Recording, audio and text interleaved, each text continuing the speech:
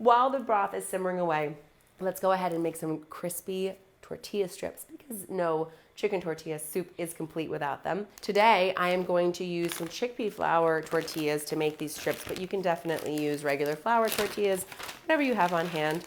I'm also gonna make extras because shockingly, these seem to go very fast. I like them thin, I like them crispy, and I am gonna bake them. Normally these are fried, which give you that wonderful crisp cascade over top of the soup. A really nice hit of texture, which is not usual for soups. I think part of the reason chicken tortilla soup is such a fan favorite is because you have this wonderful brothiness and then the chew from the chicken shredded into the broth and then the crispness of chips on top. Fabulous. Let me grab a knife. And then you just kind of want to give yourself nice thin strips. You can definitely fry these if that's more your speed. I'm going to spray them with a little olive oil and then bake them. They will still get really crispy and delectable. They're a little bit healthier and honestly not as much to clean up, not as much oil splatter and all the rest. So just spread them out like so and give them a quick little spritz. Nice little toss. You just want them nice and evenly coated. I'm not worrying about keeping them independent or so. They will get nice and crispy on their own. I have my oven preheated to 400 degrees. The one thing I will say is you do want to roughly keep an even single layer because you do want these to crisp, not steam. At least give yourself little air pockets where everybody can breathe. Okay, these are going to roast away in a 400-degree oven. Those are gonna roast maybe like 15 minutes. I'll check in them at the 12 mark. I want them golden brown. They will continue to crisp as they cool, so don't feel like you need to take them all the way to deep dark golden brown. Let's check on our soup. Come on, it's bubbling, it's dancing. She's doing the cha-cha over here. Look at this. Look at this happy little party soup. I will say, in addition to being the soup that brings the texture, this is definitely the party soup. It's so flavorful. It's so rich and satisfying. The smell is so heavenly. Calling your people over for a get-together over chicken tortilla soup is definitely the move. Stirring this around, and I'm gonna drop this heat to that simmer and let it continue going another 20 minutes or so. Maybe I'll just half cover.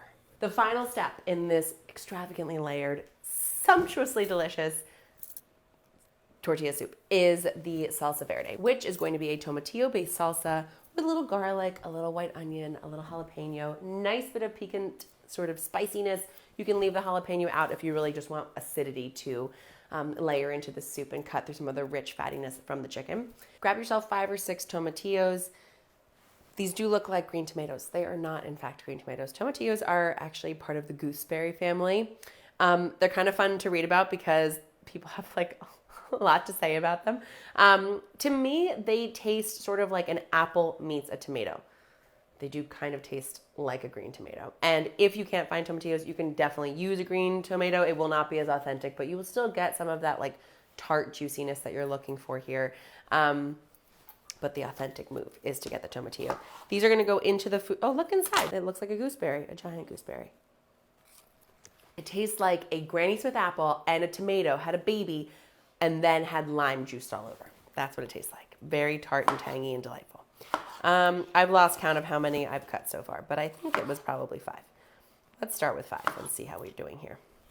Especially because we now know that my food processor peats out at like the high mark here. I want half a white onion. I am a big fan of using a sweet onion. I like that little hint of sweetness coming through in this soup, but white onion is classic and delicious. Just giving myself roughly chopped pieces. I'm gonna add 2 cloves of garlic, just small ones. This is not a cooked sauce. I don't want big hunks of raw garlic coming through, just that nice little flavor hit. And then of course you need some fresh cilantro to really build up the sauce. I really love to include some of these tender stems. They add so much flavor. And just you can kind of leave the little woody pieces at the bottom off, but everything else, add it to the party. It brings tons of flavor. It boosts the detoxifying benefits of this soup. I love when flavor comes with function. That is the best. I'm going to start with the juice of 1 lime. If you want it even more sour, go for 2. If your lime is particularly dry, go for 2. I'm using my little wiggle the fork trick. like to get us as much juice out of this citrus as possible. And by the way, this is a fabulous salsa for nachos, for tacos, for burritos. Once you make a salsa verde, you are going to be like, for eggs. Oh, phenomenal for eggs. Phenomenal. Extravagant. Exquisite. Delightful. Let's blitz. And this one we are taking to liquid, so you don't need to worry about over mixing it. Perfect. Oh, look at this. I can't tell you about tomatillo coming through with that little bit of bite, that tanginess, freshness from cilantro, fresh liminess. Oh, no jalapeno. I was like, there's supposed to be something else in here. We forgot the jalapeno.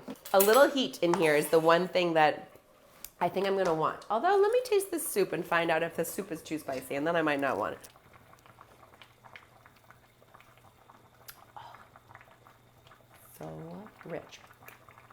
Nice little heat dancing around in my throat. Yep. Okay, I have a new plan. That's delightful. Let me give it a quick stir while I'm here.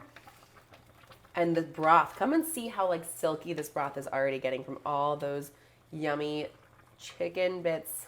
That is what we are looking for. That is exactly the richness that is going to satisfy. And we continue to let that cook off. Because there is really nice heat happening already in my soup, I don't necessarily need jalapeno all through my salsa. I kind of want to be able to have people customize it and add it as they like, which means I'm going to give myself thin rings, which also make for a gorgeous garnish on this dish. Perfect. You know what is another nice thing? It's kind of lovely in the ring form, but you've seen that before. I kind of like to mince it and add just a little minced scoop into each bowl to be stirred through, which is lovely. Reserve those off to the side on your garnish plate, along with some thinly sliced radishes and some of that fresh cilantro that we have left for sure. And now we will check on our tortilla strips, pull the chicken off the bone, and dine. These have been in, I would say, 10 minutes. Very crunchy. Very delightful. I'm gonna give them 2 more minutes. They're chickpea flour, so they're not gonna brown quite the same way that a regular, flour tortilla would. Okay, so the strips are done toasting. They are lovely and tan. Love that little hit of gloss. Wait till you hear the crunch on these. Right when they come out of the oven is when I hit them with a little bit of salt. Not too much. There's plenty of salt in this recipe. These just need a little flavor to go with them. Now, this guy's kind of gnarly looking, so he will be my test. Did I say crunch? The final step is to thinly slice some washed radishes that I have here, just so we have that nice, cool little bit of crunch to top off our soup. Take your time, just thinly slicing through these lovely little globes. Let's get our chicken. You can leave this piece of the backbone in the broth as long as you'd like, just to continue to infuse that flavor. I am gonna pull out the pieces that have meat on them though, so that I can let them cool for a second and then take the meat off, shred it, and add it back to our broth. So I let the chicken cool just so I can actually handle it now. And it's still pretty hot. It didn't cool that long. I am going to remove the chicken skin. You can leave it if you'd like. I just don't particularly love the texture of that in my soup. And then just literally use a fork to pull off that now fully cooked, delicious, juicy, and ultra flavorful chicken meat from the bones, leaving nothing behind, getting all that chicken goodness. And if you like it a little bit sort of larger pieces like so, you definitely leave those in. It shows that you cooked from the whole piece of chicken. It's very rustic and happy looking. I'm just going to continue working my way through all this meat, and then I will add it back in with the broth. Okay, let's just give the meat a little taste.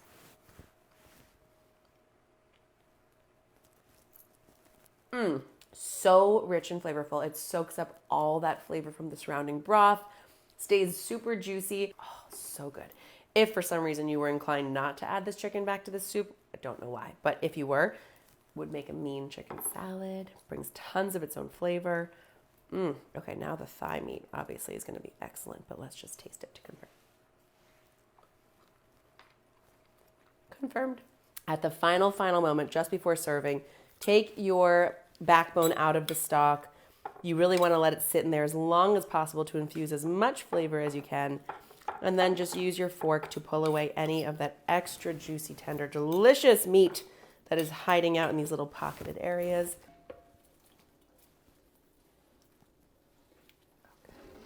Oh, look at that extravaganza. I feel the healing. I feel it coming on.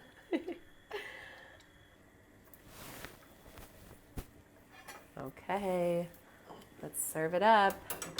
I'm a fan of a very hot soup, so I brought it back to a simmer before serving it into our individual bowls. A nice hearty scoop of all that chicken meat, plenty of that yummy charred poblano coming through. I'm glad we left a little of that char front and center because I do think it adds a lot. Now, for the garnish. Okay, so first things first, some whole milk yogurt. I have sheep's milk yogurt here. Any will do.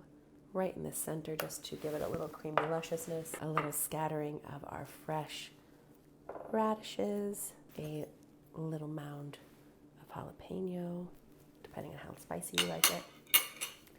Get yourself a spoonful of this salsa verde that we made with all those tomatillos and garlic. It's so nice to spoon and swirl around. A nice little haystack of, wow, we could really build these guys up, couldn't we? Well, how about we crumple them and just give them a little stacked layer here. And there, my friends, is your exquisite Salsa Verde chicken tortilla soup. So the first thing we do is we swirl this yogurt into the mix.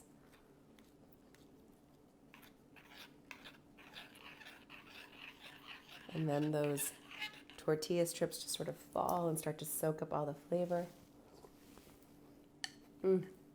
Oh my gosh. Oh, the acidity of that salsa verde starts to sweep through. That rich, so flavorful and brothy chicken base. Oh my gosh. Oh my gosh. Let me try the chicken.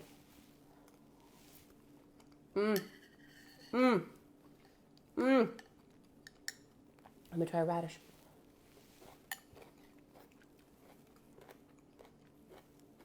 What relief, what bliss, what joy. A crunchy tortilla topper. I am not even going to pull the punch.